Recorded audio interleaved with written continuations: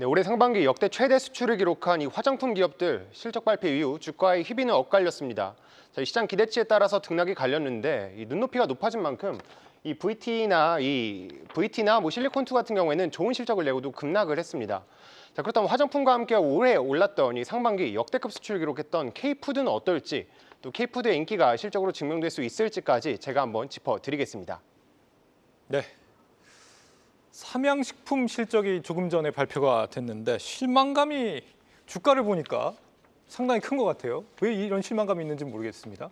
네, 맞습니다. 일단 실적부터 짚어볼까요? 네. 실적부터 짚어보면 일단 2분기 매출은 4,244억 원 나왔고요. 영업이익은 894억 원 나왔습니다. 각각 전년 대비해서 매출은 48%, 영업이익은 2배 넘게 뛰었는데 지금 보시는 것처럼 주가는 급락을 했다가 지금 조금 올라오고 있긴 하네요. 네. 자, 이게 왜 그러냐 하면은 아무래도 예상치를 웃돌긴 했는데 시장의 눈높이가 워낙 높다 보니까 여기에까지는 받쳐주지 못한 것 같다라는 목소리 나오고 있고요. 또 특히 좀 볼 게 사실 이 삼양식품의 미국 시장 해외 매출이요, 이 전년 대비 74.9%나 올랐습니다. 그만큼 수출에 대해서는 아직도 견조한 모습 보이고 있다는 건데, 자, 그래서 제가 수출 데이터를 한번 준비를 해봤거든요.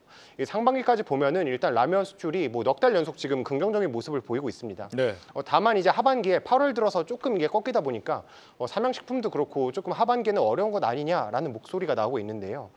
다만 이게 불닭볶음면을 제가 검색량이 얼마나 있나도 검색을 해봤습니다. 일단 지금 나오고 있는 건 냉동김밥이긴 한데 이따가 또 말씀을 드릴게요. 라면의 일단 검색량을 한번 살펴보면 네. 이 불닭볶음면이 오히려 이번 달 들어서 검색량은 올라오고 있습니다. 우리나라가 가장 많았고 이 트리니다드 토바고, 미국, 일본 이런 나라들에서 많이 올라오고 있거든요. 네. 그만큼 검색량은 아직까지 견조하다라고 볼 수 있겠습니다.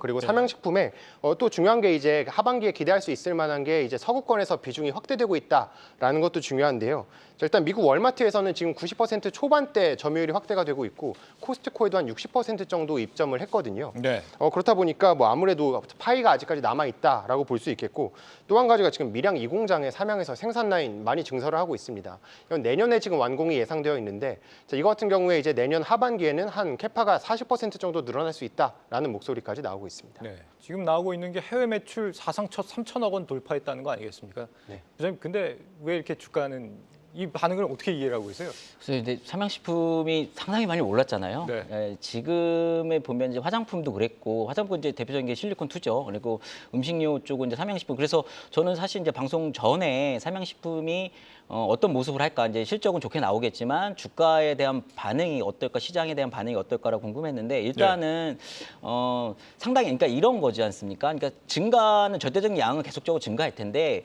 그 증가율이 계속적으로 QOQ나 MOM이 계속적으로 증가할 것이냐, 이런 것들이 상당히 중요합니다. 그래야지 어떤 주가에서 업사이드가 생기는 거고, 멀티플을 추가 부여할 수 있는 거고, 리레이팅 작업들이 계속적으로 일어날 수 있는 부분인데, 네. 그런 부분에 대해서 일단은 시장은, 투자자들은 이번 분기, 그다음에 이번 달 실적을 한번 봐야겠다라는 투자 심리가 강하지 않을까라고 생각을 하고 있고요. 네. 그런 부분에 저는 어느 정도는 동의를 합니다. 왜냐하면 주가가 상당 부분 오른 건 맞기 때문에 여기서 물론 이제 쭉 꺼지는 않을 거예요. 왜냐하면 역시나 지금 절대량은 계속적으로 증가하는 모습이고, 특히나 화장품하고 다르게 음식료 쪽은 유럽 쪽도 성장세가 상당히 좋거든요. 네. 이런 부분이 있기 때문에 미국이 소위 미국 소비자들이 이런 어떤 불닭볶음면이라든지 삼양식품 라면에 대한 어떤 구매, 이런 부분은 어느 정도 지금 차 있는 상황이고, 여기서 이제 신규 수요가 발생하는 부분이기 때문에 이런 부분 좀 데이터를 좀 살펴볼 필요가 있겠다, 이렇게 생각을 하고 있습니다. 이 불닭볶음면이 국내에서는 또 이제 유행이 조금 지나간다는 얘기도 있기 때문에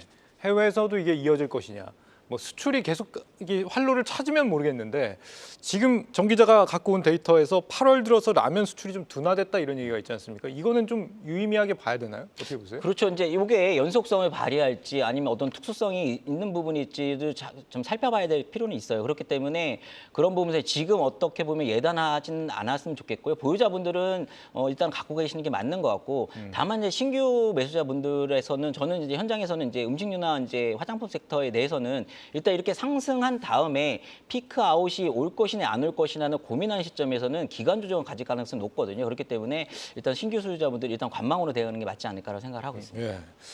여름이라서 좀 불닭이 좀 안 땡기시는지 좀 계속 잘 팔렸으면 좋겠습니다. 네. 자, 냉동김밥 얘기도 해봐야겠는데, 미국에서 인기가 많다, 수출도 늘고 있다 이런 얘기를 하더니 관련주들 실적은 왜 이러나 모르겠어요. 맞습니다. 일단 데이터부터 살펴보면요. 사실 네. 냉동김밥의 수출이 꾸준히 늘고 있는 건 맞습니다. 1월부터 해가지고 6월까지 제가 쭉 데이터를 한번 살펴봤는데 일단 6월 들어서 처음으로 100억 원 이 수출을 돌파를 했거든요. 자, 이게 전년 대비해서 약 475%, 또 연초 대비해서도 3배가량 지금 냉동김밥의 수출은 늘고 있습니다. 지금 나오고 있는데 네. 보시면은 이 8월에도 여전히 충분히 올라갈 수 있는 여지를 두고 있습니다. 그래서 이 데이터들을 바탕으로 해서 이제 냉동김밥 관련 기업들, 뭐 우리나라 상장사 중에선 이제 뭐 우양이라든지 사주대림이라든지 이런 기업들에 좀 관심이 몰렸었는데 사실 우양이 어제 이 실적 발표를 했는데 보시는 것처럼 전년 대비해서 뭐 하회했고요. 시장 예상치보다도 크게 밑돌았습니다. 그렇다 보니까 왜 이렇게 안 좋았냐라고 하면은 사실 우양이 아직까지 냉동김밥이 매출에 반영되지 않고 있거든요. 사실 일단 이 현지 업체들이랑 지금 논의 단계고 사실 하반기부터 들어갈 수 있을 것이다라는 얘기들이 나오고 있습니다. 사실 아직까지 생산 능력이 한 100만 줄 정도 있는데 한 9월에는 이제 신세계 피코크 해서 이마트 쪽으로 들어가고 뭐 대형 유통망은 이제 하반기 뭐 4분기 또는 내년쯤 기대할 수 있다라는 얘기 있으니까요.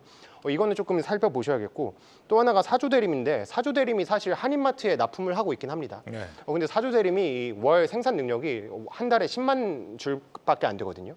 근데 이게 얼마 정도냐면 사실 올곳이라고 해서 비상장사가 월 500만 줄까지 지금 생산이 가능하고 또 광천김이라고 해서 거기는 400만 줄 정도 만들 수 있거든요. 그러니까 전체 비중에서 사실 사주대림의 비중은 그렇게 크지 않다까지 볼 수 있겠습니다. 역시 주력은 이제 비상장사가 주력이다 이 얘기네요. 그렇습니다.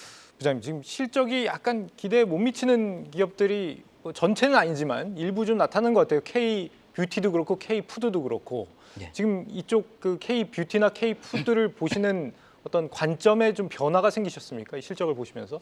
그래서 이제 여기서 이제 뭐 섹터별로 그러니까 화장품이든 이쪽 음식료 쪽이든 어느 쪽이 됐든 일단은 내수가 부진했다라는 건 어느 정도 알고 있었어요. 근데 이제 이런 수출에 대한 부분에서 이제 수출주로서 이제 어떤 자리매김했던 부분, 그 다음에 각각의 기업별로 차이가 있었고 네. 지금 실적으로 뚜껑을 열어보니까요. 그 당시에 우리가 이제 투자하고 이쪽 관련주들이 막 같이 올라갈 때는 기대감에 많이 올라갔던 부분이 맞고 그렇다면은 이게 지금 이런 매출 실적들이 이연된 기업들이 있을 거고 다음 분기에 나올 기업들도 있고 그런 부분에서는 조금은 잘 살펴봐야 될 부분이 있는데 막연한 기대감에 같이 어떤 덤으로 같이 움직였던 기업들에 대해서는 주가 조정은 좀 불가피할 것 같고요. 그래서 일단 뚜껑을 열어본 거에 대해서는 성적표를 받아본 상황이기 때문에 네. 여기서는 정말로 옥석가리가 지금 필요한 부분이 아닐까라고 생각을 하고 있고 저는 개인적으로 주가가 한 섹터가 가장 이렇게 강력하게 상승을 했으면은 주가 조정 기간이 분명히 있거든요. 이제 가격 조정은